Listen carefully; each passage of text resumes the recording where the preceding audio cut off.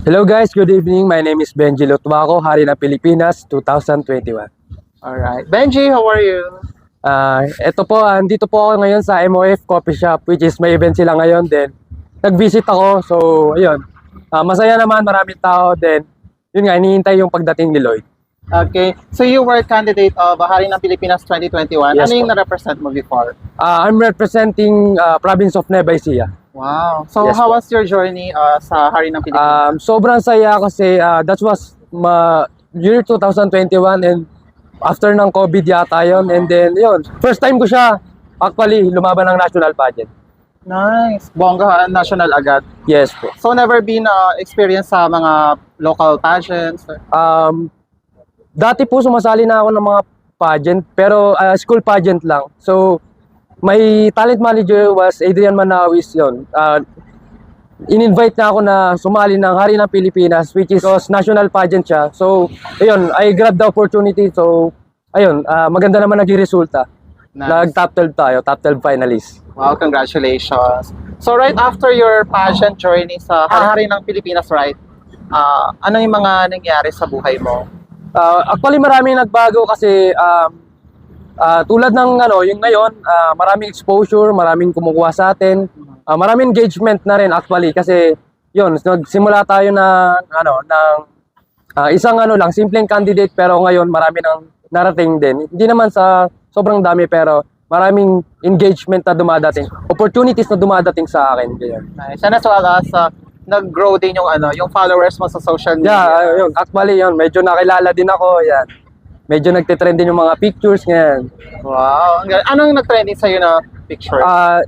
Meron ako nag-trend na picture from kuha siya sa Palawan eh. Yeah, actually topless siya. Yun, medyo yun, maraming engagement, maraming nag-share sa Facebook and Instagram.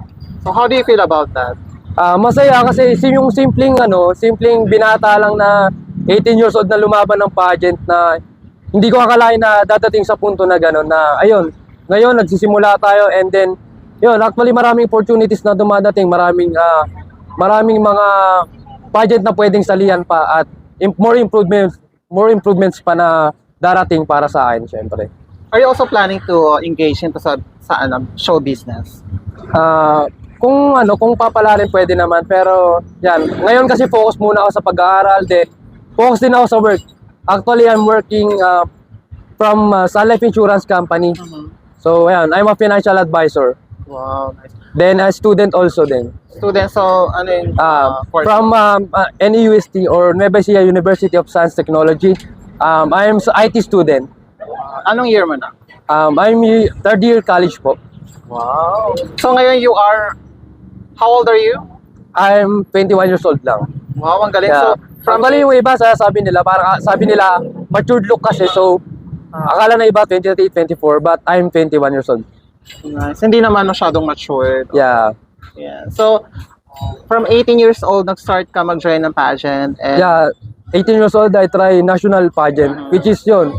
Nakakapanibago kasi maraming biyasa na naging kalaban. So, maraming more experience na ang nangyari sa mga kalaban ko. So, parang first timer, medyo kinakabahan. Pero yun, sa journey ko sa Hari ng Pilipinas, marami nangyari, maraming natutunan at marami pa akong improvements na kailangan aralin para sa susunod maging successful din tayo someday.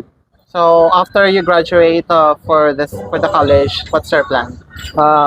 Plano ko is yun, actually sumali ng pageant din kasi gusto ko rin na may mapatunayan sa sarili ko. Kasi since na sumali ako ng pageant which is national pageant, so hindi pa tayo nakakuha ng corona, so I think kailangan ko ng mahabang practice and more knowledge and more improvements pa para maabot natin yung mga pangarap. Ano sa tingin mo yung room for improvement para sa'yo? I think siguro yung pagkakaroon ng experience din kasi. Para ako kasi as a introvert person, sobrang mahihain ko talaga. So I think yun yung kailangan kong i-improve sa sarili ko. Kasi pag once na nakakita ko ng maraming tao, crowded, so parang sobrang kabado talaga. Pero for the long run naman, medyo nawawala-wala din kaba. Kasi yun, nagtatrabaho din ako sa sales industry. So I need to be brave. Alam mo yun, para maging matatag ka na rin na humarap sa maraming tao. Yan, ganyan. Ayun. So since may experience ka na sa national pageant, ano sa tingin mo yung pinakamahirap sa pag-join ng pageant, especially sa national? Diba? I think yung pinakamahirap is yung ano talaga yung kailangan mo talaga ng matinding preparation kasi ang pagsali sa national pageant is hindi siya basta-basta. So, kailangan mo talaga siyang paghandaan tulad ng yung pagrampa, yung pagsagot sa Q&A. Actually, yun din ang naging isang problema ko. So, yun ang kailangan kong improve sa sarili ko. Alright, sige. Pero ano kung prepare na flashcards and then these questions contains only personal questions lang naman. Hindi Yes. sa pageant question. Okay, you pick one. Ito. Okay. Alright. Are you contented with the way you look and why? Yeah, because yan, kailangan ko bilang isang tao naman syempre, kung ano yung binigay sa atin ng Panginoon, kailangan maging proud tayo sa kung anong meron tayo ngayon. Kung ano yung binigay sa atin ng Panginoon, yun. Kumbaga, hindi ko na kailangan baguhin pa yung sarili ko para tanggapin ng ibang tao. Yun, kasi yun yung binigay sa atin ng may kapal. So, tatanggapin ko siya ng buong buo. At yun, yung walang panghinayang at magiging proud ako sa sarili ko kung ano man ako ngayon. Alright. Benji, question lang. Are you a pure Filipino? Yeah, actually yung iba akala nila may lahi din ako na parang Indiano. Din yung iba sabi nila parang ano Thailander gano'n. Pero hindi naman ako pure Filipino. Yung both mom and dad ko. Alright. Okay, one last question na lang. Ano yung message mo para sa mga gustong sumali ng pageant, lalo na mga first-timer?